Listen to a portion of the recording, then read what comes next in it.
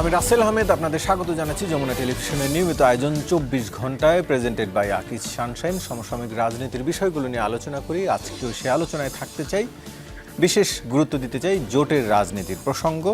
আলোচনার জন্য অতিথিরা আমাদের সাথে স্টুডিওতে উপস্থিত হয়েছেন, পরিচিত হয়ে নিচ্ছি। শুরুতেই রয়েছেন জনাব অবসরপ্রাপ্ত lieutenant colonel Mohammad Didarul Alam, PSC vice chairman, আমার বাংলাদেশ পার্টি। আপনাকে আলোচনায় স্বাগত। রয়েছেন জনাব নীলুফার চৌধুরী মনি, বিএনপি দলীয় সাবেক সংসদ সদস্য, আপনাকে আলোচনায় স্বাগত। এবং রয়েছেন জনাব মাসুদ রানা, প্রধান সমন্বয়ক, বাংলাদেশের সমাজতান্ত্রিক দল, আপনাকে আলোচনায় স্বাগত। মার্ক্সবাদী, আপনাকে আলোচনায় স্বাগত। একটু শুরু করতে চাই মোহাম্মদ দিদারুল আলম আপনাকে দিয়েই, যেহেতু জোটের শেষ সময়ে এসে জোটের ঘোষণা আসলো। একটু আপনার কাছে জানতে চাই যে আপনার এর আগে 3 দলীয় জোট করলেন, সেখানে একজনকে রেখে আবার নতুন জোটে চলে গেলেন, সেখানে আবার ইসলামী আন্দোলনকে এখন এক ধরনের রেখে আবার নতুন জোটের এক শরিককে রেখেই প্রার্থী তালিকা ঘোষণা করলেন। মানে এই যে একটা টালমাটাল অবস্থা, কবে শেষ হবে? ধন্যবাদ রাসেল। আপনি যে একটা পিকচার ডেভেলপ করার চেষ্টা করলেন, অ্যাকচুয়ালি পিকচারটা ঠিক ওরকম নয়। চেষ্টা করলাম নাকি পিকচারটাই এমন? যাই হোক, মানুষের মধ্যে সংখ্যা তৈরি হবে, সেই জন্য বলছি ওটা ঠিক ওরকম ঠিক নয় বলে আমি মনে করছি। সেটা হলো যে আমাদের উপমহাদেশে বিভিন্ন রাজনৈতিক মোর্চা জোট হওয়া, সেটা কি একেবারে ব্রিটিশরা চলে যাওয়ার পর থেকে এটা হয়ে আসছে, শেষ দিন পর্যন্ত সেটা চলছে। তো সুতরাং এটা একটা স্টেপ ক্রস করে আলোচনা হয়। আপনি নিশ্চয়ই সেগুলো খেয়াল করেছেন। আমরা যখন এই পাশে যারা আমরা আছি, আমরা যখন বিভিন্ন মিটিংয়ের মধ্যে বসি, যার যার অবস্থান থেকে আলোচনাগুলো হয়, সেখানে তাদের স্বার্থ সংশ্লিষ্ট বিষয় আলোচনার মধ্যে আসে। সুতরাং জোটের রাজনীতিতে এরকম কিছুটা দেয়া নেয়া বা কিছুটা বাদ দেওয়া, কিছুটা আসা ইত্যাদি এগুলো চলে, এটা খুব স্বাভাবিক বিষয়ের মধ্যে। কেউ এখন সরে গেছেন, সেটা যে চূড়ান্তভাবে সরে গেছেন ঠিক বিষয়টা এমন নয়। সরে যাওয়াটা মানে আমি মিটিং থেকে সরে গেলাম, অত বার্তা দিলাম যে ভাই এটা না হলে আমি থাকতে পারবো না, দেখবেন 2 দিন পর আবার এসে হয়তো, বিকজ এটা আন্ডার কারেন্ট তো অনেক আলোচনা হয়, যেটা আপনি স্টেজে দেখছেন, যেটা মিডিয়াতে দেখছেন, তার বাইরেও তো অনেক আলোচনা আমাদের মধ্যে হয়। তো সুতরাং আপনাকে একটু ওয়েট করতে হবে শেষ পর্যন্ত, মানে চূড়ান্তভাবে একেবারে ডিক্লারেশন না হওয়া পর্যন্ত একটু ওয়েট করতে হবে। আলোচনাটা চলমান আছে, আজকেও মিটিং ছিল, আলোচনাটা হচ্ছে। এটা আমরা তো এক সময় চেয়েছিলাম যে সবাই মিলে আমরা এবারের একটা সরকার গঠিত হবে, সংস্কারগুলো পার্লামেন্টে আমরা সবাই মিলে পাশ করবো, এরকম একটা চিন্তা এখনও কিন্তু সেটা আছে, আলোচনা সেটাও চলমান আছে, আমরা নিশ্চয়ই খেয়াল করেছেন। সুতরাং এটা ফাইনালি গিয়ে কোথায় দাঁড়ায়, কোথায় কোন অবস্থানে গিয়ে দাঁড়ায়, সেটা আপনাকে আরও 2-4 দিন হয়তো একটু ওয়েট করতে হবে। সুতরাং পিকচারটা অত ঘোলাটে নয়। আর সেখানে ইসলামী দল, আপনি যদি চরমনের কথাই যদি স্পেসিফিক্যালি বলেন, তারা একটা অনেক বড় দল, অনেকবারই তার রাজনীতিতে সক্রিয় ছিলেন, নির্বাচন করেছেন, তাদেরও এক্সপেকটেশন অনেক বেশি। তারা প্রায় 300 আসনে নির্বাচন করার জন্য তারা প্রস্তুতি তাদের ছিল। তবে সমস্ত কিছু বিবেচনা করে তারা জামাতের সাথে একটা আলোচনা করে, এখানে কিন্তু জামাত লেড জোট না বলে আমরা বলতে চাই যে একটা জামাত একটা বড় দল, কোনো সন্দেহ নাই। তাদের সাথে একটা সমঝোতার ভিত্তিতে একটা ঐক্য কিভাবে গঠন করা যায়, কিভাবে আমরা মানুষের কাছে যেতে পারে, সেই বিষয়টা নিয়ে কিন্তু বেশিরভাগ আলোচনা হচ্ছে। তো সুতরাং এখানে টালমাটাল না বলে আমি বলবো যে এটা একটা আলোচনা এখনো চলমান পর্যায়ে আছে, হয়তো 2-1 দিনের মধ্যে আপনার একটা চূড়ান্ত রূপরেখা আপনি দেখবেন বলে আমি আশা করি। বিভিন্ন গণমাধ্যমে ইসলামী আন্দোলনের নেতারা কথা বলেছেন বা এক ধরনের ইঙ্গিত আসলে তারা দিয়েছেন যে তারা নতুন অন্য অনেকের সাথেও আলোচনা করছেন। এটি কি আসলে এক ধরনের ইঙ্গিত দেয় না যে হ্যাঁ হয়তো ভেঙে যাচ্ছে? না, এটা ভাঙার প্রশ্ন নয়। বিষয়টা হচ্ছে কি, ওনারা তো একটা ফর্মুলার উপরে নির্ভর করে আলোচনাগুলো চালাচ্ছে। তাদেরও তো বাংলাদেশের সব অঞ্চলে তাদের যারা প্রার্থী, তারা খুব ক্যাপাবল প্রার্থী। এখন আপনি যখন একজনকে বাদ দিয়ে আরেকজনকে দেবেন, মনিয়াপার জায়গায় যখন আরেকজনকে যাবেন, তখন মনিয়াপার যে দীর্ঘদিনের একটা অবস্থান তৈরি উনি করেছেন, সেখানে এটা ছেড়ে দেওয়া খুব কষ্টকর বিষয়। সুতরাং প্রত্যেকটা রাজনৈতিক দলে এরকম একটা অবস্থান তৈরি হয়ে আছে। সুতরাং যাকে আপনি সরাতে চাচ্ছেন, যার স্থলে আরেকজনকে দিতে চাচ্ছেন, সেখানে কিন্তু তাকে কনভিন্স করে, তাকে বুঝিয়ে তার জায়গায় আরেকজনকে, নাহলে তো দলটা টিকবে না, ভেঙে যাবে তখন। এই জন্য খুব চ্যালেঞ্জ থাকে এটা। এই চ্যালেঞ্জগুলোকে মোকাবেলা করতে হয় যারা কেন্দ্রীয় নেতৃত্বের মধ্যে বসে আছেন তাদেরকে। এবং আমি এটা ফিল করছি, কারণ আমি নিজেও একটা দলের মানে বলতে পারেন যে সিনিয়রদের মধ্যে জি, একজন অবশ্যই, মিলেই কেন্দ্রীয় নেতা। আমরা ওই ফেস করছি, এবং কোনো কোনো ক্ষেত্রে খুব আপনি জানেন যে মানুষ কান্নাকাটি করে দেয় যে আমি এতদিন ধরে এখানে কাজ করলাম, এতদিন ধরে মরিয়াপু একটু আগে বলছিলেন। তো এটা বাস্তবতা, সুতরাং এটাকে ম্যানেজ করেই সমস্ত কিছু অ্যারেঞ্জমেন্টে করতে একটু সময় আপনাকে দিতে হবে। মিডিয়াতে যেটা আসছে সেটাও একটা পার্ট, কিন্তু সেটা কিন্তু হোলসাম পার্ট নয় আর কি।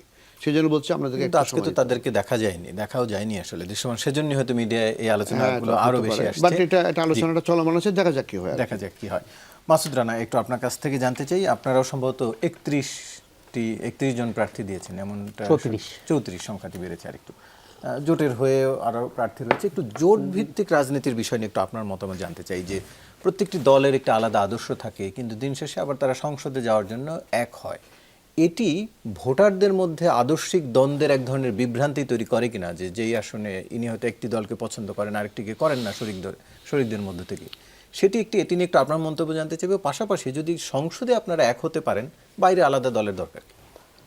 যারা আমার আলোচনা আজকে শুনছেন সবাইকে আমাদের দল বাসদ মার্ক্সবাদীর পক্ষ থেকে শুভেচ্ছা জানাচ্ছি। আমাদের দলে আমরা 34 জন প্রার্থী দিয়েছি, এদের মধ্যে 10 জন নারী প্রার্থী। এই কথাটা আমি বললাম এই কারণ সংস্কার কমিশনে আমাদের জন্য একটা গুরুত্বপূর্ণ আলোচনা ছিল যে সরাসরি নির্বাচনে নারীরা অংশগ্রহণ করবে কিনা। এবারের আমাদের একটা জেন্টলম্যান এগ্রিমেন্ট ছিল যে অন্তত 5% নারী প্রার্থী সব দল দিবে, কিন্তু আপনারা জানেন যে এখানে অলমোস্ট বেশিরভাগ দল, জামাত কোনো নারী প্রার্থী দেয় নাই, বিএনপির 7 জন নারী প্রার্থী, 9 জন। তো এই ধরনের ফলে পার্সেন্টেজ হিসাবে খুবই কম। এটা আমরা মানে এই কথাটা আমি একটু শুরুতে স্মরণ করে দিতে চাই যে আমরা সংস্কারের কথা বলছি, অথচ যে সংস্কারগুলো আমাদের দিক থেকে করার কথা ছিল সেই পথে আসলে আমাদের কতটুকু যাত্রা আমরা করলাম। 2 নম্বর ব্যাপার যে কথাটা আপনি বললেন, প্রথম ব্যাপার হচ্ছে যে জোট এবং আমাদের রাজনীতি মানে হচ্ছে তার একটা নীতি থাকতে হয়, নীতিবিহীন কোনো রাজনীতি হয় না। আমরা যখন জোট করি সেই জোটেরও একটা নীতি থাকতে হয়। যেমন আমরা ধরেন এখানে বাম গণতান্ত্রিক জোট আমরা আছি, বা আমরা গণতান্ত্রিক যুক্ত ফ্রন্ট করলাম, আমাদের ঐক্যবদ্ধ কিছু জায়গা আছে। আমাদের ঐক্যবদ্ধ জায়গা হচ্ছে এই যে আমরা মুক্তিযুদ্ধের পক্ষে আমাদের অবস্থান, আমাদের ঐক্যবদ্ধ জায়গা হচ্ছে এই যে 24-এর গণ অভ্যুত্থানকে আমরা সমস্ত দিক থেকে ধারণ করব, আমরা সাম্রাজ্যবাদ বিরোধী আমাদের অবস্থান থাকবে। আমাদের ঐক্যবদ্ধ জায়গা হচ্ছে যে জনজীবনের যে জ্বলন্ত সংকট সেগুলো নিয়ে আমরা কথা বলবো, প্রতিবাদ করব, আন্দোলন করব। এই যে এগ্রিমেন্টগুলো আছে তার ভিত্তিতে কিন্তু আমাদের জোট, এবং তার ভিত্তিতে আমাদের কর্মসূচি আমরা সেগুলো নির্ধারণ করি। ফলে এখানে দলগুলোর সাথে জোটের পার্থক্য থাকে, কিন্তু পুরো বিপরীত কোনো নীতির সাথে আমি জোট করতে পারি না। যে কারণে কিন্তু আমরা আমাদের জায়গা থেকে এই অবস্থানটা সবসময় রাখি যে আমাদের জোটের ক্ষেত্রে আমরা এই অবস্থানটা রাখব। আমাদের এই ক্রাইসিসটা আসলে হয়েছে কি যে দেখেন নীতিকে বাদ দিয়ে রাজনীতি, যে কারণে মানুষের মধ্যে এই মনোভাব তৈরি হয়েছে আপনাকে জেতাবো, আপনাকে ভোট দেবো, আপনি তো জিতবেন না। আমরা পাল্টা প্রশ্ন করতে চাই, আপনি তো একটা দলকে জিতিয়েছেন, আপনি জিতেছেন কি? বাংলাদেশের জনগণ তো গত 53 বছর ভোট দিয়েছে, কোনো না কোনো দলকে জিতিয়েছে, বাংলাদেশের জনগণ কি জিতেছে? ফলে 53 বছর পর পর কিন্তু এই প্রশ্নটা খুব গুরুত্বপূর্ণ যে আমি আমার জনগণকে জেতাবো কিনা, নীতিকে জেতাবো কিনা, না যেন তেনভাবে একটা দলকে জেতানোর রাজনীতি চলবে। তো আমাদের এই রাজনীতি পুরোটা এই জায়গায় চলেছে। আমি এর আগেও বলেছিলাম যে ভাসানী বলেছিলেন, মৌলানা ভাসানী, যে মানুষের রাজনীতির কেন্দ্রে থাকবে মানুষ। আমাদের রাজনীতির কেন্দ্রে কিন্তু এখন মানুষ নাই, যার কারণে দেখেন নাহিদ অভ্যুত্থানের মধ্য দিয়ে গড়ে ওঠা একজন নেতা, উনি বলছেন যে এটা আমাদের কোনো আদর্শিক জোট না, আমাদের কৌশলগত জোট।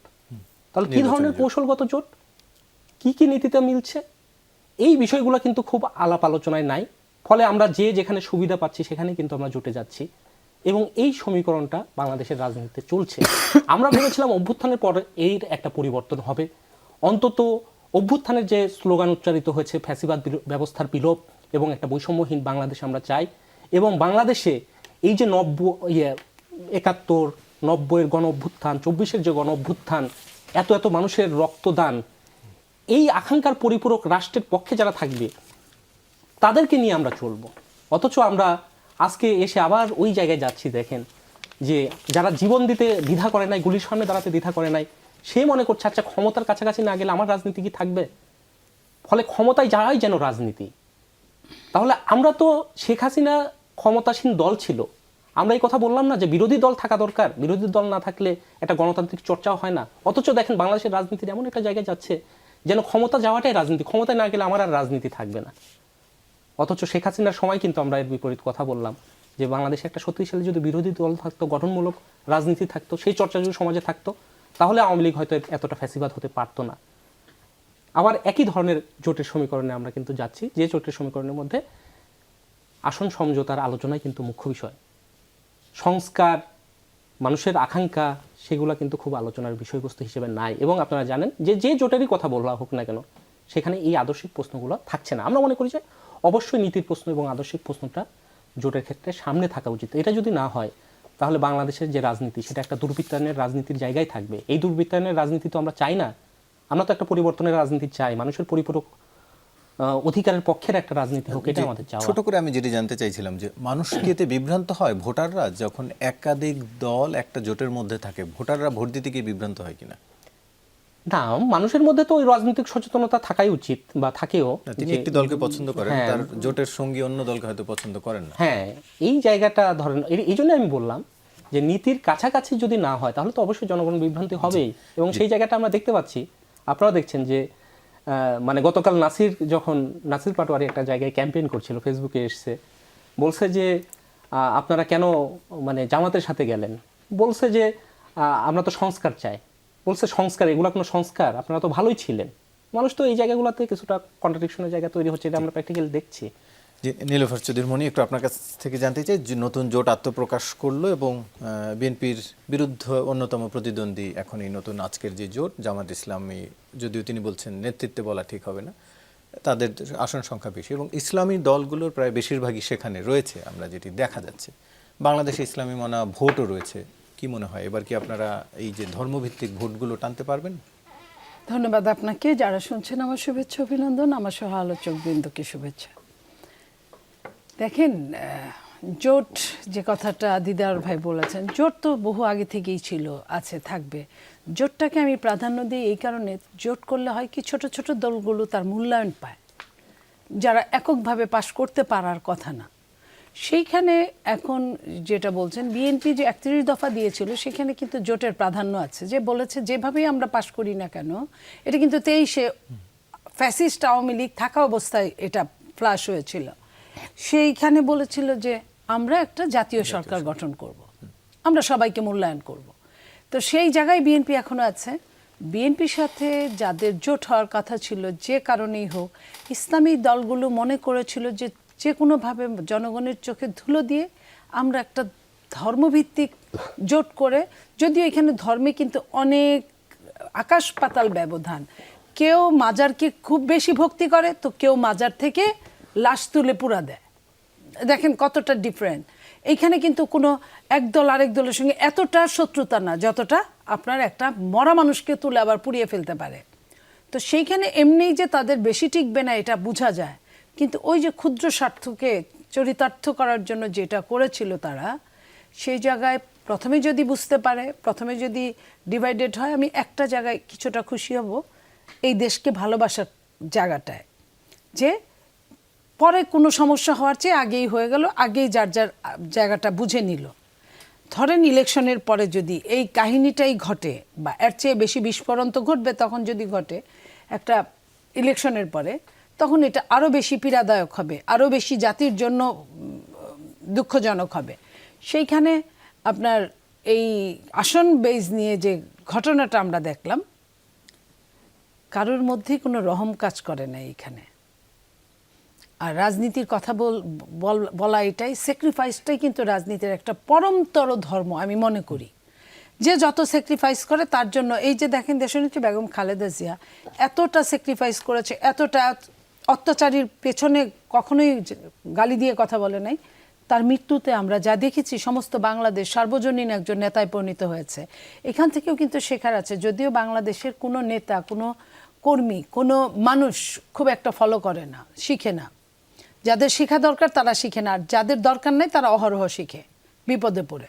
তো এই জায়গায় আমি বলবো যে জোটের এখনো শেষ বলতে কিছু নাই। কালকে কি হবে আমরা কালকের প্রেস কনফারেন্স থেকে বুঝবো। তার আগে আমরা বলি, যদি ভেঙে যায় আগে ভাঙাই ভালো। যার সাথেই হোক হিসাব করে হোক, কারণ এইখানে যদি ভাঙে আমি এইটুকু মনে করব, আমি সারা বাংলাদেশে যতটা রাজনীতি এতদিন জেগে থেকে রাজনীতি করার জন্য যতটা বুঝেছি, সেটা হলো যে চরমোনাইয়ের কিন্তু একটা ভোট আছে, সেটা কিন্তু যারা এখন মেইন জোটের মনে করে নিজেদের, তাদের চেয়ে কোনো অংশে কম না, বরং বেশি।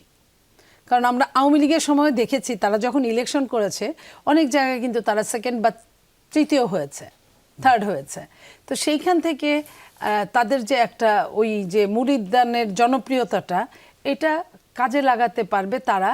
আমি জানি না যে যদি পরবর্তীতে এই জোটটা বা যেটাই হোক তারা ওই আপনার উচ্চকক্ষে পিয়ার পদ্ধতিতে যে যদি কাজে লাগায়, যতটুকু কাজে লাগাতে পারবে এবং নিজেরা মিলে করলে অতটাই তাদের জন্য লাভ হবে।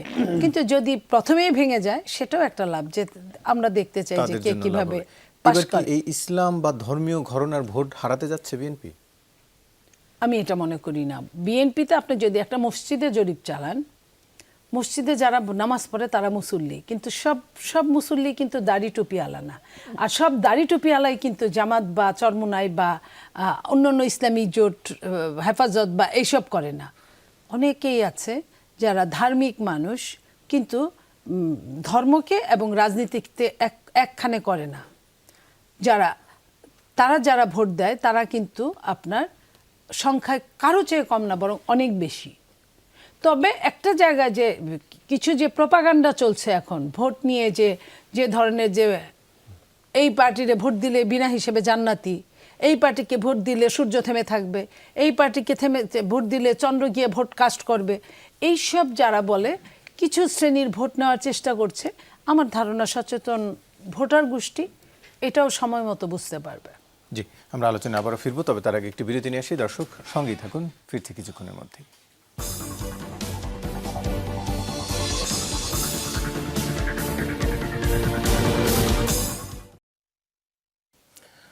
আবারও স্বাগত, দেখছেন 24 ঘন্টা, আলোচনায় ফিরছি। দিদারুল আলম, একটু 2 দিন আগে সম্ভবত এবি পার্টির চেয়ারম্যান মুজিবুর রহমান মঞ্জু গণমাধ্যমে বলেছিলেন 3টি আসনে হবে না, জোটে নাও থাকতে পারেন, এমন ইঙ্গিত দিয়েছিল। আজকে আমরা দেখলাম শেষ পর্যন্ত 3টি আসনই এবি পার্টিকে দেয়া হলো। মানে আপনারা কি মেনে নিলেন, নাকি এখনো সেই হবে না বা এক ধরনের ক্ষোভ রয়ে গেছে? প্রথমত হচ্ছে কি, জোটে যখন আমরা গেলাম খুব সচেতনভাবে আমরা গিয়েছি। আমাদের চাহিদা ছিল যে আমরা ছোট পার্টি তুলনামূলকভাবে, সেই হিসেবে আমাদের এক্সপেকটেশন ছিল আনুমানিক 30টা সিটে আমাদের নেতাদেরকে এই জোট অ্যাকোমোডেট করা উচিত। এবং আমাদের আপনারা যাদেরকে চিনেন তাদের অনেকে আছে যারা ভেরি ক্যাপাবল। আপনি ইন্ডিভিজুয়ালিও যদি কন্টেস্ট করেন, ব্যক্তির মধ্যে তুলনা করেন এখনও, তাহলে দেখবেন আমাদের মধ্যে অনেক ভেরি ক্যাপাবল প্রার্থীরা আছে, যেটা সমাজের মানুষের কাছে অনেক বেশি গ্রহণযোগ্যতা পায়। সামুদ্রদার জোটের ভিতরে এটার মূল্যায়নটা আমরা এখনও মনে করছি এটা কম হয়েছে। এটা আমাদের এই আকাঙ্ক্ষার জায়গাটা থেকে যেতে পারে। তো আমরা তো আপনারা জানেন 108 জনকে আমরা নমিনেশন দিয়েছি, পর আরও 34 জনকে নমিনেশন দিয়েছি।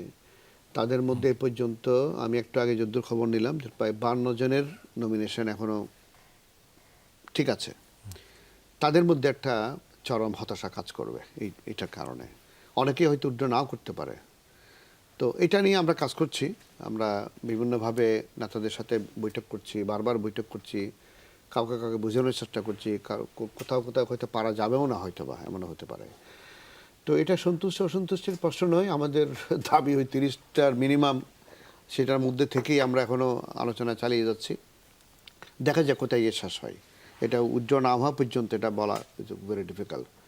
তো 3টা আছে, সেটা ঠিক আছে। তার মানে এখনো আপনাদের আশা আছে যে আরো আসন বাড়বে? আপনি দেখলেন যে, আপনি তো নিজে একটু আগে বললেন যে কর্নেল স্যারের পার্টি, সেই পার্টি আপনার তাদেরও 3টা ছিল, 7টা তাদের হয়েছে। আমাদের তো আলোচনার জন্য আমরা 2 দিন আগে আমরা মিটিং করেছি, সেখানে আলোচনা করে আমরা আরেকটা তালিকাকে, ওই তালিকাটাকে আবার একটু রিডিফাইন করে আমরা সেটা আমাদের জোটের মধ্যে উপস্থাপন করেছে।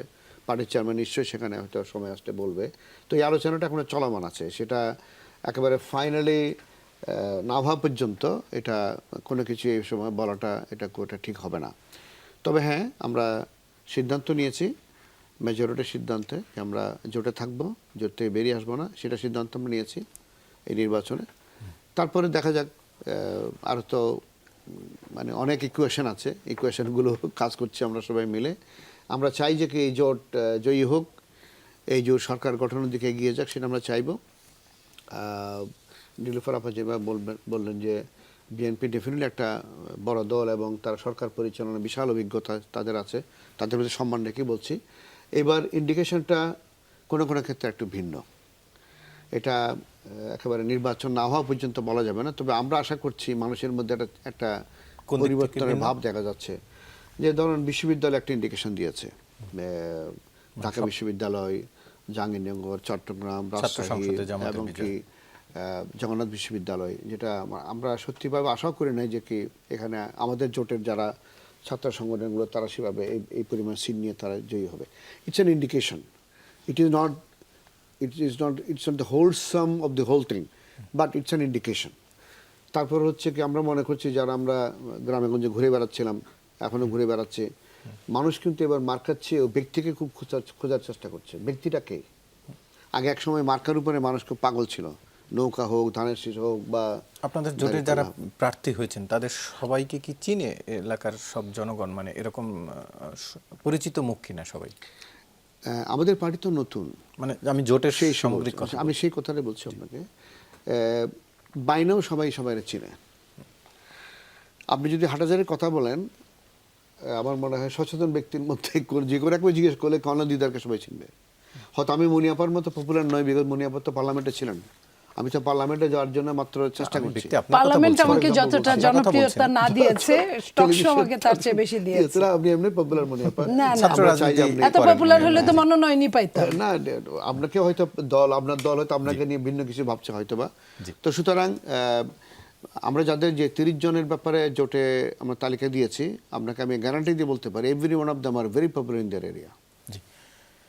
নীলুফার চৌধুরী মনি, একটু আপনার কাছ থেকে জানতে চাই, জামাতের আমির আজ বলেছেন তার বক্তব্যে, যেখানে সংবাদ সম্মেলন হয়েছে, আগের মতো খুন দুর্নীতি রাজনীতি দেখতে চাই না, জুলাই বিপ্লবকে যারা ধারণ করে তারাই একত্র হয়েছি।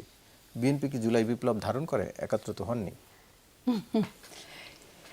বিএনপি কতটা ধারণ করে তার প্রমাণটা আমি বলতে চাই যে বিএনপিতে সবচেয়ে শহীদ হয়েছে বেশি, আপনারা জানেন, আপনারা সংবাদকর্মী, সবচেয়ে আহত হয়েছে বেশি, সবচেয়ে আপনার চোখ হারিয়েছে বেশি, সবচেয়ে পা হারিয়েছে বেশি।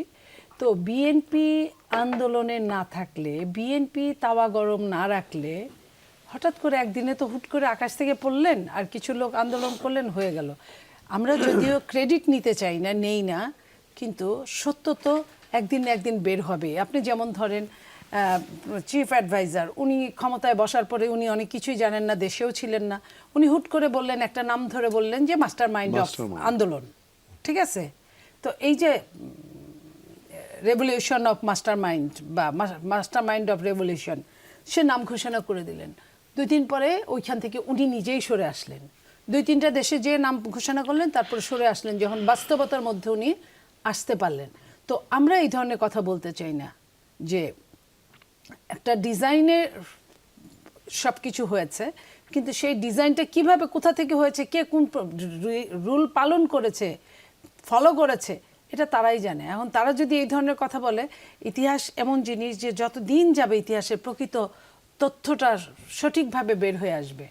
এই দিন যাচ্ছে, 1 বছরে একরকম, 1 বছর আগে একরকম ছিল। 1 বছর আগে এই যে বৈষম্য বিরোধী ছাত্রদের যে আস্ফালন দেখেছি আমরা, ওইখান থেকে তারা সরে এসেছে না বাস্তবতার নিরিখে। 1 বছর পরে তাদের অবস্থা এমন হয়েছে, তারা যখন দল করেছে তখন বুঝেছে বাংলাদেশে দল করা যায় প্রতিদিন, প্রতিনিয়ত টিকে থাকা কত কষ্টের, কত কঠিন। সেই টিকে থেকে বিএনপি, শহীদ প্রেসিডেন্ট জিয়াউর রহমান, আমরা যখন বলি যে একজন জীবন্ত জিয়া যতটা জনপ্রিয় ছিল, তার চেয়ে শক্তিশালী ছিল, তার চেয়ে অনেক বেশি শক্তিশালী একজন মৃত জিয়া। কারণ জিয়াউর রহমান চলে যাওয়ার পরে বাংলাদেশের জনগণ রিয়েলাইজ করেছেন যে উনি কি ছিলেন, উনি আমাদের জন্য কি দিতে পারতেন, কি করতে পারতেন।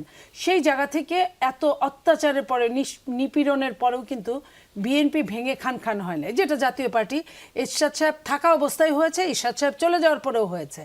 বাট বিএনপিকে চেষ্টা করেছে ফ্যাসিস্ট সরকার সবচেয়ে বেশি, সেই বিএনপিকে তো পারেই নাই, বরং আজকে যারা আস্ফালন করছে তাদেরকেও বিএনপি বটগাছের ছায়ার নিচে রেখেছে, এইভাবে যে তাদেরকে যখন দলচ্যুত করা হয়েছে, নির্বাহী আদেশে তাদেরকে ব্যান করা হয়েছে, তখন বিএনপি কিন্তু ধানের শীষের ম্যান্ডেটটা দিয়ে সঠিক সময়ে একজন বাবার ভূমিকায়, মায়ের ভূমিকায় কিন্তু বিএনপি তাদেরকে পোষ্য হিসেবে নিয়েছে। আজকে যারা এত বড় বড় কথা বলে, এত বেশি বিএনপির পিছনে লাগে, এই জায়গাটায় আমি বলতে চাই রাজনীতি তো ভাই একদিনের জন্য না।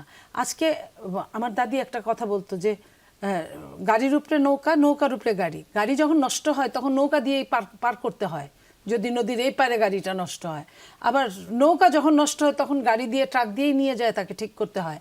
তো এই জায়গাটায় আমি বলতে চাই যে প্রত্যেকের দরকার আছে আমাদের সময় সাপেক্ষে যখন যাকে দরকার পড়ে। আমরা কখনোই এটা নিয়ে বড় আস্ফালন দেখাতে চাই না। আমরা শুধু যুগের প্রয়োজনে বাংলাদেশের শাসনভার আমরা দায়িত্ব হিসেবে নিয়েছিলাম, যুগের প্রয়োজনে আমরা ছেড়ে দিয়েছি একটা সময়, সময়টাকে সম্মান করে আমরা ছেড়ে দিয়েছি। নইলে আপনি দেখেন যে 1/11 পরে ওই সরকার, 1/11 সরকার শুধুমাত্র ইনডেমনিটি আর কিছু শর্ত নিয়ে কিন্তু প্রথমেই দেশনেত্রী বেগম খালেদা জিয়ার কাছে গিয়েছিলেন যে আপনি যদি এটা মেনে নেন তাহলে আপনারা নেক্সট ক্ষমতায় আসবেন। কিন্তু শুধুমাত্র দেশপ্রেমের জন্য, বাংলাদেশকে ভালোবাসার জন্য একজন আপসী নেত্রী ওই কথাটায় রাজি হন নাই, যে কারণে ওনাকে আমৃত্যু পর্যন্ত যুদ্ধ করে যেতে হয়েছে, নিষ্পেষিত হতে হয়েছে, অত্যাচারিত হতে হয়েছে এবং জীবনের অনেকগুলো অর্গানকে ফেল করে কোনো মতে বেঁচে থাকার জায়গাটায় ওনাকে থেমে থাকতে হয়েছে। এইখান থেকে কিন্তু শেখার আছে। এই জন্যই কিন্তু ওনাকে মানুষ এত ভালোবাসছে। তো আজকের দিনে এইটুকু বলতে চাই যে বা যারা স্বপ্ন দেখছেন, অতি স্বপ্ন, দিবা স্বপ্ন, তাদের উদ্দেশ্যে বলতে চাই মেটিকুলাস ডিজাইনই করেন আর যে ডিজাইনই করেন, যদি আসেনি পৃথিবীতে অন্তত টিকে থাকার চিন্তা করা উচিত। কারণ প্রত্যেকেই আমাদের ছেড়ে যেতে হবে। শেখ হাসিনার চলে যাওয়া আর খালেদা জিয়ার চলে যাওয়ার মধ্যে আকাশ পাতাল ব্যবধান। জি, একটু আপনার কাছ থেকে জানতে চাই, রাজনীতিতে এখন 24ও বেশ ব্যবহৃত হচ্ছে, কিন্তু 71কে ব্যবহার করা এক ধরনের রাজনীতির বিভাজন হিসেবেই দেখা হয়। 24কে ব্যবহার করা কি ঐক্যবদ্ধ প্রকাশ পায় নাকি সেটিও এক ধরনের বিভাজন? প্রথম ব্যাপার হচ্ছে যে 24-এর গণ অভ্যুত্থানে আমরা যে স্লোগান বলেছিলাম, ফ্যাসিবাদী ব্যবস্থার বিলোপ এবং একটা বৈষম্যহীন বাংলাদেশের কথা আমরা বলেছিলাম, এবং আওয়ামী যে দুঃশাসন তার বিরুদ্ধেই মূলত আমাদের লড়াইটা ছিল। 71-এ আমাদের যে লড়াইটা ছিল সেটাও কিন্তু পাকিস্তানি যে শোষণ বৈষম্য তার বিরুদ্ধে আমাদের লড়াই ছিল।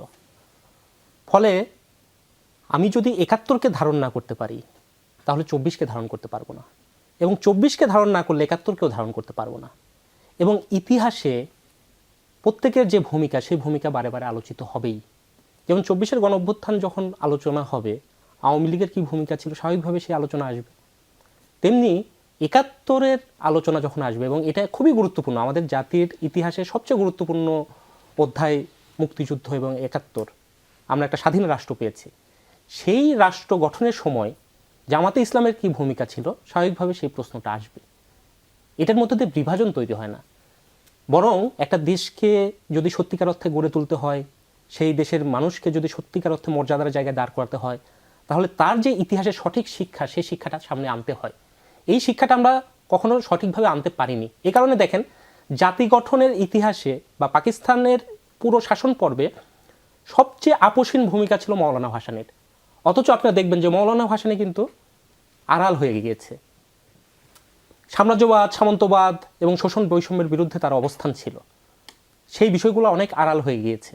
ফলে আমরা যদি সঠিক ইতিহাসটাকে সামনে না আনতে পারি এবং ইতিহাসে যার যেটা দায় এবং ভূমিকা দুটাকে যদি আমরা সঠিকভাবে না নিয়ে আসতে পারি, তাহলে সত্যিকার অর্থে আমরা যে মর্যাদার জায়গায় দাঁড়াতে চাই, সত্যিকার অর্থে বাংলাদেশকে আমরা একটা এই যে যদি ওই আকাঙ্ক্ষার জায়গায় নিয়ে যেতে চাই, ফ্যাসিবাদের বিলোপ এবং একটা বৈষম্যহীন বাংলাদেশ, তাহলে ইতিহাসের এই দায়বদ্ধতার জায়গাগুলো বারে বারেই আলোচিত হওয়া উচিত। একটা অন্যায়ের বিরুদ্ধে আমি লড়াই করবো, আর একটা অন্যায়ের পক্ষে আমার সমর্থন থাকবে এবং সেটার জন্য আমার সেই অনুশোচনা থাকবে না, ক্ষমা থাকবে না, এটা কখনো হয় না।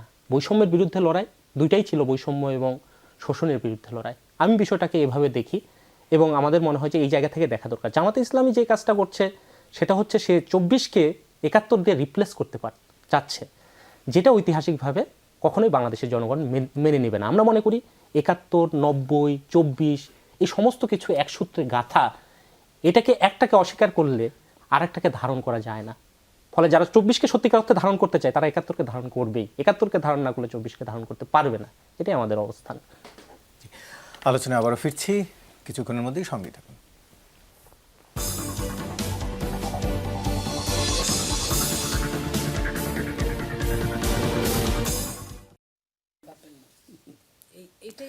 আবারও স্বাগত, দেখছেন 24 ঘন্টা আলোচনায় ফিরছি। মোহাম্মদ দিদারুল আলম, একটু আপনার কাছ থেকে জানতে চাই, যেটি মন্তব্য নিয়ে আসলে আলোচনা করছিলাম, নিশ্চয়ই আপনিও সেটি নিয়ে বলবেন।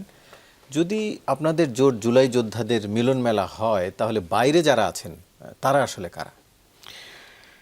দেখুন, একটু আগে আমাদের সমালোচক মাসুদ রানা ভাই বললেন যে 24-এর যে অবস্থান এবং 71-এর যে অবস্থান, এটা দুটো আলাদা আলাদা বয়ান আছে। 71-কে আমরা কোনো পর্যায় থেকেই এটা বিতর্কিত করার প্রচেষ্টা আমরা এটাকে মানি না, আমরা সহ্য করি না। Because 71 is 71। সেখানে যা রক্ত দিয়েছে, যাদের পলিটিক্যাল উইলের উপর নির্ভর করে আমরা দেশকে স্বাধীন করলাম, এই বাংলাদেশের সেই সময়ের 7.5 কোটি মানুষের মধ্যে 7.5 কোটি মানুষই কষ্ট পেয়েছে। প্রত্যেকের এখানে ভূমিকা ছিল, কিছু সামান্য কিছু বাদ দিলে আর কি। সুতরাং সেটার সাথে 24-এর তুলনা করাটা উচিত হবে না। 24-এর বিষয়টা ছিল হচ্ছে কি, আমাদের উপরে একটা ফেসিবাদী সরকার আমাদের মধ্যে থেকেই স্বাধীন রাষ্ট্রের মধ্যে কাঠামোগত আমাদের দুর্বলতার সুযোগ নিয়ে এবং আমাদের পার্শ্ববর্তী দেশের মদদে আমাদের উপরে জেঁকে বসেছিল। আমরা তাকে মাথার থেকে সরিয়েছি। সুতরাং ওইটা একটা স্বাধীন রাষ্ট্রের জন্য আমরা যুদ্ধ করেছি। 24 বছর যে যুদ্ধ করে আমরা জয়ী হয়েছি এবং তাদেরকে তাড়িয়ে আমরা স্বাধীন একটা পতাকা পেয়েছি, ভূখণ্ড পেয়েছি। আর এটা হলো আমাদেরই একজন, আমাদেরই পরিবারের ভিতরে একজন আমাদের উপরে জেঁকে বসে, তাকে আমরা সরিয়েছি। ফলে বয়ান দুটা কিন্তু ভিন্ন। সুতরাং এখানে কেউ যদি 71-এর সাথে 24-এর তুলনা করে, এটা বোধহয় খুব একটা যৌক্তিক তুলনাটা হবে না। তাহলে এই বিষয়টা আপনাকে একটু খেয়াল রাখতে হবে, কোনটা রাজনীতিতে ব্যবহার করা যাবে আর কোনটা যাবে আমি না। সে কথাটাই বলছি আপনাকে। 71-কে নিয়ে আমাদের বাংলাদেশে কারো কোনো বিতর্ক নেই। জামাতে ইসলামীও, যদি আমরা জোটে আছি শুধু সেই জন্যই বলছি না, জামাতে ইসলামের মধ্যেও কিন্তু আমি যতটুকু দেখেছি গত 20-30 বছরের মধ্যে তাদের মধ্যে অনেক পরিবর্তন হয়েছে, চিন্তাধারার পরিবর্তন হয়েছে, ভাবনার পরিবর্তন হয়েছে। 71-এ যে জামাত ইসলামী, ইট ওয়াজ ভেরি স্মল একটা অর্গানাইজেশন। এখন জামাত অনেক শাখা প্রশাখা মিলে অনেক বড় অর্গানাইজেশন। কিন্তু এখন যারা জামাতকে পরিচালনা করছে, জামাতের সাথে যারা যুক্ত আছে, তারা 71-এর বয়ানের সাথে কিন্তু এখানে মিল নেই। 71-এ জামাতের একটা প্রত্যক্ষ দেশবিরোধী ভূমিকা ছিল, কিন্তু এখন কিন্তু জামাত ইসলামের যে পরিশুদ্ধতার অবস্থান তারা দাঁড়িয়েছে। আপনি দেখছেন তারা এখন তাদের সাংগঠনিক কাঠামোর মধ্যে পরিবর্তন করেছে। তারা হিন্দু, খ্রিস্টান, বৌদ্ধ বা তাদেরকেও তারা নমিনেশন দিচ্ছে এবং দেওয়ার তারা সিদ্ধান্ত নিয়েছে। বিকজ আমরা বলেছিলাম যে জামাতকে আপনার সার্বজনীন হতে পারেন নাই এখনো পর্যন্ত। আমরা জোটে যাওয়ার আগেই কথাগুলো বলেছি যে আপনাকে বাংলাদেশের সংবিধানের আওতায় যদি জামাত বাংলাদেশে রাজনীতি করতে হয়, সেটাকে সার্বজনীন হতে হবে। আমরা এই সংগঠন বাংলাদেশের 10% মানুষকে বাদ দিয়ে বাকিদের জন্য আপনি করবেন, সেটা তো সার্বজনীন হলো না। সুতরাং সেগুলোর মধ্যে তারা অনেক পরিবর্তন এনেছে, এটা হলো একটা। দ্বিতীয় হলো কি, 71-এর ব্যক্তি যারা সেই সময় ছিলেন বা সেই ধরনের চিন্তাধারা ধারণ করে, তার কেউ এখন নাই। সবাই এখন বাংলাদেশের পতাকার ধারক বাহক। বিশেষ করে এই 24শে জুলাই আন্দোলনের সময় জামাত এবং ছাত্র শিবির, তাদের ছাত্র সংগঠন বা তাদের অন্যান্য সংগঠন, সবার একটা প্রত্যক্ষ ভূমিকা আছে। এটাকে আমরা ফেলে দেওয়ার কোনো সুযোগ এখানে নাই। সুতরাং 71 নিয়ে যেমন আমাদের মধ্যে একটা ঐক্যবদ্ধ ভাবনা আছে, 24 জুলাই নিয়ে আমি মনে করি বাংলাদেশের একটা গ্রুপ বাদ দিয়ে, যারা দেশ থেকে পালিয়ে গেল তারা বাদ দিয়ে বাকি সবার মধ্যে ঐক্য আছে। সুতরাং আমরা এখানে খোঁচাখুচি করে এর মধ্যে বিভাজন তৈরি করার চেষ্টা করাটাও কিন্তু আমি মনে করি এটা ঠিক নয়। এটা আমাদের দেশকে বিভাজনের দিকে। আমি সেটাই জানতে চাচ্ছিলাম, 71-কে নিয়ে ব্যবহার করা যদি খোঁচাখুচিটা বিভাজন তৈরি করে, 24-কে ব্যবহার করাটা কি বিভাজন তৈরি করে না? 24-এর ব্যবহারটা হচ্ছে কি, আমরা যারা বর্তমানে রাজনীতির মাঠে আছি, যতগুলো দল আমরা আছি এবং দেশের মানুষ অলমোস্ট সবাই, কিছু অংশ বাদ দিয়ে, আপনি যদি বলেন যে আওয়ামী লীগের আমাদের যারা পরিচিত মুখ আছে, আত্মীয় স্বজন আছে, বন্ধু বান্ধবদের সাথে কথা বলি, তারাও কিন্তু বলে যে না, 24-কে আমরা ধারণ করি। কিন্তু তারাও কিন্তু এটা অনেক ক্ষেত্রে তারা চায়নি যে এইরকম একটা ফেসিবাদী অবস্থান তারা কায়েম থাক। তারা হয়তো বলতে পারে নাই, বিকজ রাজনীতি সবাই তো ভূমিকা রাখতে পারে না। সুতরাং 24 নিয়ে কোনো ধরনের খোঁচাখুচি হোক, সেটা আমরা যেমন চাইব না, আপনারা যারা মিডিয়াতে আছেন আপনাদেরকে অনুরোধ করব, আপনারাও কিন্তু সবসময় চেষ্টা করবেন এটা নিয়ে যাতে করে উস্কানিমূলক কোনো কথা মিডিয়াতে, with due respect to you এবং ইউর টেলিভিশন চ্যানেল বলছি, এগুলো যাতে করে বিভাজন তৈরি হয়, এরকম কোনো মতামত আসার পরিবেশ যাতে করে তৈরি না হয়। আমরা সবাই যারা রাজনীতির মাঠে আছে 24 সবাই ধারণ করি। ঐক্য কমিশনে আমরা যখন গিয়েছি সেই মিটিংয়ে তো আমি বহুবার ছিলাম, আমাদের আনাবেকে আমরা একসাথে মিটিংয়ের মধ্যে দেখেছি। মানে আমরা তো 24 নিয়ে তো কোথাও কোনো বিভাজনের কথা আমরা যাই না, তাহলে এখন আসবে কেন? এটা ইলেকশন আগে কেন আসবে? সুতরাং সেটা উই আর ভেরি ইউনাইটেড। 24-এর যে স্পিরিট, 24-এ যারা আত্মহতি দিলেন, যারা শাহাদাত বরণ করলেন, তাদের প্রতি তার মানে শুধু আপনাদের জোটই জুলাই যোদ্ধাদের মিলন মেলা নয়, সবাই মিলে মেলা। জি, সেটি জানতে চাচ্ছিলাম। মাসুদ রানা, একটু আপনার কাছ থেকে জানতে চাই, জুলাই যোদ্ধাদের দায় মুক্তি ও সুরক্ষা আইনের অধ্যাদেশ অনুমোদন হয়েছে। ব্যক্তি স্বার্থে হত্যাকাণ্ড হলে অভিযোগ করা যাবে মানবাধিকার কমিশন। একটু এই যে দায় মুক্তি অধ্যাদেশ নিয়ে আপনার মন্তব্য জানতে চাই। যে কোনো বিষয়ের ক্ষেত্রে আমরা মনে করি যে একটা আইনি বাধ্যবাধকতা বা আইনের মুখোমুখি হওয়ার একটা সুযোগ যে কারো জন্যই থাকা দরকার। পুরো দায় মুক্তির ব্যাপারটা যেভাবে ধরেন এখানে এসছে, এখানে আমার মনে হয় যে এক ধরনের অসম্পূর্ণতা আছে বা ভবিষ্যতে এটা একটা চ্যালেঞ্জের মুখে পড়তে পারে। এই জায়গাটা আমার কাছে মনে হয়, আমি এতটুকুই শুধুমাত্র এই ব্যাপারে বললাম যে আমাদের ধরেন বাংলাদেশের এই প্রেক্ষাপটে আমাদের বিচারিক যে প্রক্রিয়া যে কোনো ক্ষেত্রেই, সেই বিচারিক প্রক্রিয়ার স্বচ্ছতা থাকুক, বিচার বিভাগের স্বাধীনতা থাকুক, সেই প্রক্রিয়ার মধ্য দিয়ে একটা বিষয়কে আলোচনায় নিয়ে আসুক, এটাই আমাদের চাওয়া। ফলে এই জায়গাটা যাতে খেয়াল করা হয় যে কোনো ক্ষেত্রে, এটা যদি না হয় তাহলে যে কোনো বিষয়টা কিন্তু ভবিষ্যতে বিচারিকভাবে চ্যালেঞ্জের মুখে পড়তে পারে। তাদের সুরক্ষার কথাও তো একটি দাবিও তো এসছে বিভিন্ন জায়গা থেকে যে তাদের সুরক্ষার প্রয়োজন রয়েছে। সুরক্ষার দিক হচ্ছে কয়েকটা দিক। একটা হচ্ছে যে প্রধানত যেটা হওয়া দরকার ছিল সুরক্ষার কথা যদি বলেন, তাহলে জুলাই হত্যাকাণ্ডের সাথে যুক্ত প্রতিটা ব্যক্তির বিচার কাজ হওয়া দরকার ছিল। কিন্তু আমি এটা আমার ভীষণ আশঙ্কা যে জুলাই হত্যাকাণ্ডের আসলে বিচার কি সঠিকভাবে হবে? একটা প্রতীকী বিচার হলো না, এই বিচারটা সত্যিকার অর্থে জুলাই হত্যাকাণ্ডের সাথে যারা যুক্ত ছিল, এখানে আওয়ামী লীগের বিভিন্ন পর্যায়ের নেতৃত্ব ছিলেন, প্রশাসনের বিভিন্ন পর্যায়ের নেতৃত্ব বিভিন্ন ব্যক্তিবর্গ ছিলেন, তাহলে তাদের বিচার কাজের অগ্রগতি কতটুকু? আমরা কিন্তু সেটার কোনো দৃশ্যমান প্রক্রিয়া সেটা দেখতে পাচ্ছি না। একটা জিনিসের যদি ন্যায্যতার জায়গা না তৈরি করতে পারি আমরা, ধরেন এই যে জুলাই হত্যাকাণ্ডের বিচার, আহতদের চিকিৎসা, নিহতদের পরিবারদেরকে ক্ষতিপূরণ দেওয়া, এই জায়গাগুলো নিশ্চিত করা ছাড়া জুলাই অভ্যুত্থানের একটা প্রাথমিক যে ন্যায্যতা তৈরি করা দরকার ছিল, সেই কাজটার ক্ষেত্রে কিন্তু একটা ভীষণ দুর্বলতার জায়গা তৈরি হয়েছে। ফলে আইনি দিকগুলো যত আমরা বেশি আলোচনা করছি, বাস্তব গ্রাউন্ডে কোন কোন ক্ষেত্রগুলো বাস্তবিক সুরক্ষার জায়গা তৈরি করতে পারে সেই বিষয়গুলো কিন্তু আমরা খুব আলোচনা করছি না, বা ওই বিষয়গুলোতে খুব বেশি ফোকাস নাই। ফলে আইনি একটা দিক তো থাকবেই, সেগুলোর ক্ষেত্রে যাতে ধরেন কারো প্রতি অবিচার না হয়, কেউ যাতে এই ধরনের একটা ভবিষ্যতে যাতে একটা ক্রাইসিসের মুখে না পড়ে, সেই বিষয়গুলো তো আমাদের থাকবেই। কিন্তু মূল সুরক্ষার জায়গা তৈরি করবে কিন্তু আমাদের সচেতনতার জায়গা, এবং তার সাথে সাথে যে ন্যায্যতার জায়গাগুলো তৈরি হলে, যে কাজগুলো হলে সত্যিকার অর্থে এই জুলাই অভ্যুত্থানকে একটা ন্যায্যতার জায়গা তৈরি করতে পারতাম, আমার মনে হচ্ছে যে সেই কাজগুলোই কিন্তু আমরা সত্যিকার অর্থে দাঁড় করাতে পারিনি। যার কারণে কিন্তু এই বিভক্তি বিভাজনের জায়গাগুলো অনেক বেশি তৈরি হচ্ছে। আপনি দেখবেন যে জুলাই অভ্যুত্থানের আমরা যারা আন্দোলন করেছিলাম তাদের মধ্যে এতখানি দূরত্বের জায়গা তৈরি হলো কী জন্যে? কারণ এই যে মূল স্পিরিট, আমরা তো এসেছিলাম একটা আকাঙ্ক্ষা থেকে, আমরা বিভিন্ন বিভিন্ন আদর্শে চর্চা করি, ধারণ করি, এবং এটা একটা গণতান্ত্রিক রাষ্ট্রে থাকবেই। এটাকে আপনি কোনো একটা জায়গায় করে দিতে পারবেন না, সেই পার্থক্যের জায়গাগুলো থাকবে, এবং গণতান্ত্রিক পরিবেশে সেই জায়গাগুলো থাকা উচিত, প্রত্যেকের যাতে তার মতামত প্রকাশ করতে পারে। কিন্তু একটা মূল আকাঙ্ক্ষা ছিল, সেই আকাঙ্ক্ষার জায়গাগুলো যদি আমরা বলি, তাহলে সেই জায়গা থেকে যখন আমরা যে অন্তর্বর্তীকালীন সরকার, সেই সরকার যখন সরে যাচ্ছে, এবং বিভিন্ন দল যারা সত্যিকার অর্থে জুলাই অভ্যুত্থানের চেতনার কথা বলছে কিন্তু ধারণ করছে না, এই জায়গাগুলো তো তৈরি হয়েছে।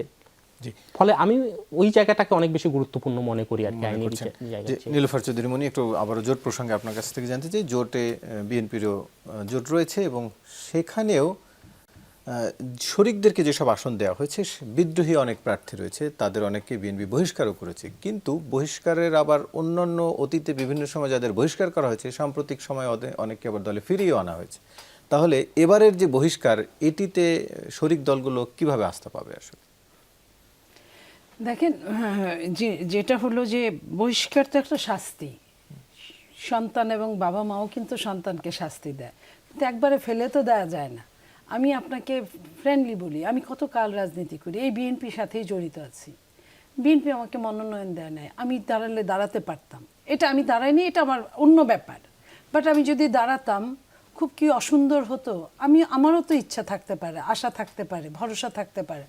সেখানে আমার বাবা মা আমাকে ত্যায্য করবে একদম আজীবনের জন্য, আমি তো তাদের জন্য ভালো কিছুও বয়ে আনতে পারি, বা আমার তো একটা প্রাথমিক ক্ষমারও একটা ব্যাপার আছে। এই যে দায় মুক্তি নিয়ে কথা বললেন, এটাও তো এক ধরনের ওই টাইপেরই পড়ে। তো এইখানে জোট তো আজকে আছে, কালকে জোটের সঙ্গে না মিললে জোট একবারও পিছন ফিরে তাকাবে না, একবারও তাকাবে না। জামাতের সঙ্গে বিএনপির কতদিন একসঙ্গে কাজ ছিল, কতদিন আক্ষরিক অর্থে জোট হিসেবে কাজ করেছে, কিংবা আপনার যুগপৎ আন্দোলন করেছে। সেই জায়গায় জামাত কি একবারও তাকিয়ে দেখেছে? যখন কিন্তু নিজের সন্তানরা কিন্তু নিজেরই থাকে। আমি এখানে কিন্তু দলমতের ঊর্ধ্বে একটা কথা বলছি, আমি আমার বিবেক দিয়ে কথা বলছি। যাদেরকে বহিষ্কার করছে তাদের জন্য কিন্তু আমার রক্তক্ষরণ হচ্ছে।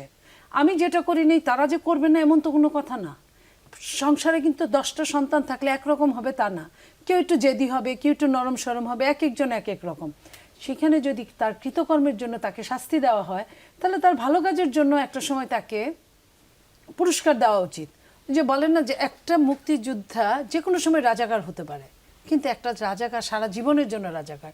তো এইখানে আপনার দলের নেতা বা কর্মী, সে তো আসলে দল তাকে কোনোদিন মনে করবে না বা তারে দেখছে না, এই জন্য দৃষ্টি আকর্ষণের জন্য এটা করছে। দেখেন আপনি অনেককে কিন্তু ডেকে ডেকে এনে যখন আমাদের চেয়ারম্যান সাহেব বলছেন, বুঝাচ্ছেন, অনেকে কিন্তু ইতিমধ্যে প্রত্যাহারও করেছেন, তাদের মনোনয়ন প্রত্যাহারও করেছেন, এবং 20 তারিখ পর্যন্ত হাতে সময় আছে, আরও হয়তো অনেকেই করবেন। তো এই জন্য যে দুষ্ট সন্তানদের জন্য বাবা মার অন্যরকম ভালোবাসা থাকে, আমি এটাও বলতে চাই। পাশাপাশি ওইটাও বলতে চাই, শরিকদেরও বুঝতে হবে যে আমার কতটুকু যাওয়া দরকার, কতটুকু যাওয়া দরকার না। আজকে শরিক আছে, আমি আবারও বলছি, কালকে শরিক থাকবে এমন কোনো সেটি হলে শরিকরা কেন ভরসা করবে বিএনপির উপর? শরিকরা তো এই জন্য ভরসা করেও নাই। অনেকে আপনি দেখেন একই দলের, একজন দল ভেঙে দলে জয়েন করেছে, আরেকজন দল থেকে ইলেকশন করেছে। তো তারা তো তাদের স্বার্থের কথা একবারও কিন্তু ফেলে দেয় নাই যে না আমি আপনার দিকে দৃষ্টি দিয়ে একদম ভালোবাসলাম, তো আমি আমার সমস্ত কিছু সমর্পণ করতাম, তা তো করে নাই। কেউ ধানের শীষের জন্য জয়েন করেছে, আবার কেউ আপনার জয়েন করেন নাই, সে তার দলেই আছে। মানে দুইটাই আমার চাই, আমি গাছেরটাও খাবো, আমি তলারটাও কুড়াবো, আমি বস্তা চালা সবই নিয়ে যাব। এটা তো হতে পারে না। রাজনীতি মানুষকে শেখায়, রাজনীতি মানুষকে দেয়। রাজনীতি খালি মানুষের কাছ থেকে, এক শ্রেণীর কাছ থেকে শুধু নিবে, এটা তো হয় না, দিতেও তো হবে কিছু না কিছু। আপনার শরিকের যদি 1 মিনিট ভালো না লাগে, আমি এবি পার্টির কথাই বলছি, তারা তো 2 নৌকায় পা দিয়েছিল অনেক দিন, বিএনপির সঙ্গে অনেক রকম কথা হয়েছে, তারা আসবেই আমরা জানি।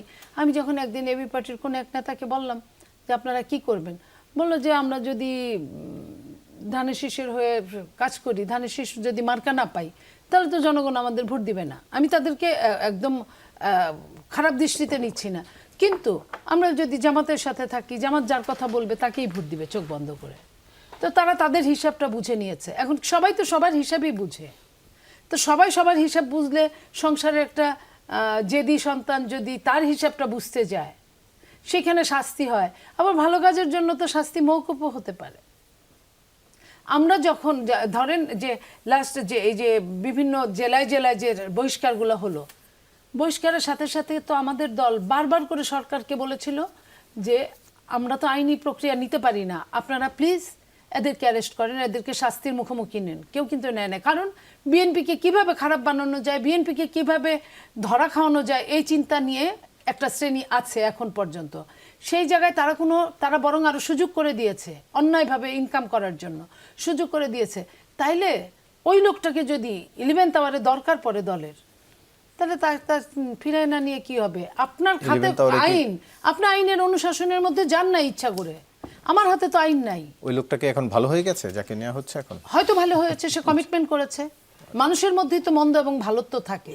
একটা মানুষ তার প্রয়োজনে মন্দ হয়, আবার ওই মানুষটাই তার প্রয়োজনে আবার ভালো হয়ে যায়। যখন একজন মানুষ স্বভাবতই গ্রিডি, আবার প্রয়োজনে মন্দ হতেও পারে, তখন আবার শাস্তির আওতায় আসবে। জি। সে যখন কমিটমেন্ট করেছে যে আমি আর যে বাকি জীবনে কিছু খারাপ কাজ করব না, তখন দল তাকে একটা সুযোগ দিয়েছে, আবারও যদি করে আবার দল তার আবার দল প্রতিশোধ শাস্তি নেবে। নিবে। আলোচনা শেষ করতে হচ্ছে। আপনাদের তিনজনকে ধন্যবাদ। দর্শক, এই ছিল আজকের 24 ঘন্টায় সাথে থাকার জন্য। ধন্যবাদ সবাইকে।